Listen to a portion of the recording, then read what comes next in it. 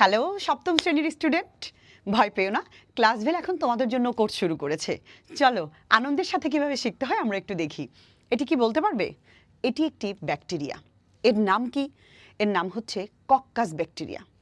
তুমি যদি তোমার বইয়ের প্রথম অধ্যায় বিজ্ঞানের খোলো, তুমি দেখবে ব্যাকটেরিয়া, ভাইরাস এগুলোর বৈশিষ্ট্য দেওয়া আছে এবং এগুলো কত ধরনের হতে পারে সেই জিনিসগুলো তোমার মনে থাকে না। কোনটা দেখতে লম্বা দণ্ডের মতো, কোনটা দেখতে একটু গোলাকৃতির, কোনটার জন্য কি রোগ হয়, যদি সেগুলো সরাসরি দেখে দেখে মনে রাখা যায় তাহলে বিষয়টা কেমন না? এটি হচ্ছে কক্কাস ব্যাকটেরিয়া।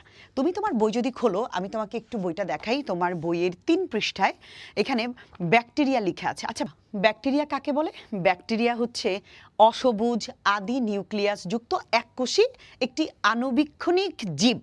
আচ্ছা, আণুবীক্ষণিক কেন? মানে এদেরকে খালি চোখে দেখা যায় না। তুমি হয়তো এখানে দেখতে পাচ্ছ, তুমি খালি চোখে এদেরকে দেখতে পারবে না, কারণ এদের কোষ হচ্ছে এককোষী।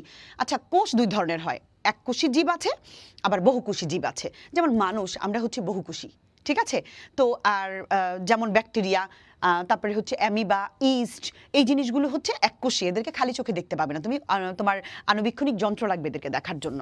কিন্তু আমরা তোমাকে এই জিনিসটা সরাসরি এনেছি। এখন অণুবীক্ষণ তো তোমার কাছে নাই, অণুবীক্ষণ যন্ত্র। সো তুমি এইভাবে করে দেখবা। ব্যাকটেরিয়ার বিভিন্ন ধরনের আছে, তোমার বইয়ে দেওয়া আছে কক্কাস ব্যাকটেরিয়া, ব্যাসিলাস ব্যাকটেরিয়া, কমা, স্পাইরিলাম।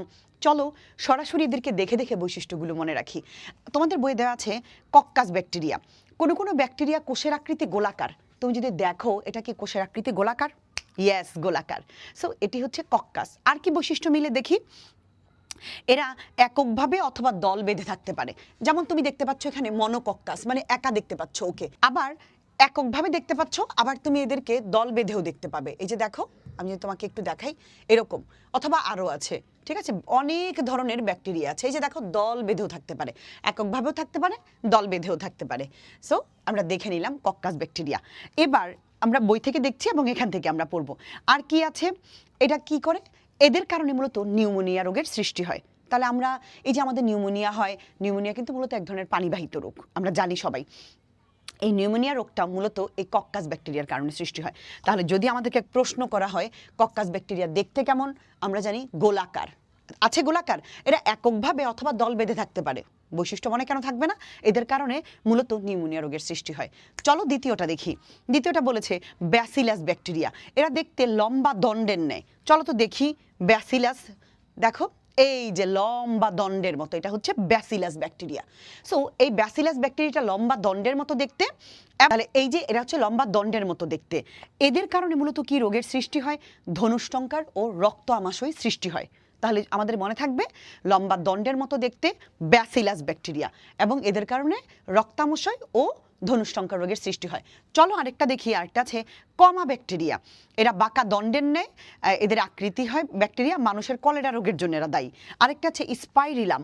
চলো তো আমি স্পাইরিলামটা একটু দেখাই। এই যে দেখো স্পাইরিলামটা, স্পাইরিলামটা হয়, এই ব্যাকটেরিয়া মূলত আকৃতি হয় পেঁচানো। দেখো তো পেঁচানো কিনা? হ্যাঁ, মনে থাকবে না আমাদের? অবশ্যই মনে থাকবে। আনন্দের সাথে শেখা হোক ক্লাসভেলের সাথে। তোমাদের জন্য আমরা অপেক্ষা করছি। 15 তারিখ থেকে তোমাদের কোর্স শুরু হবে। যদি তুমি প্রি অ্যাডমিশন নাও, বিশাল একটা ডিসকাউন্টে ভর্তি হতে পারবে। নিশ্চয়ই আমাদের ক্লাসগুলো তোমাদের ভালো লাগে। দ্রুত ভর্তি হয়ে যেও। টাটা।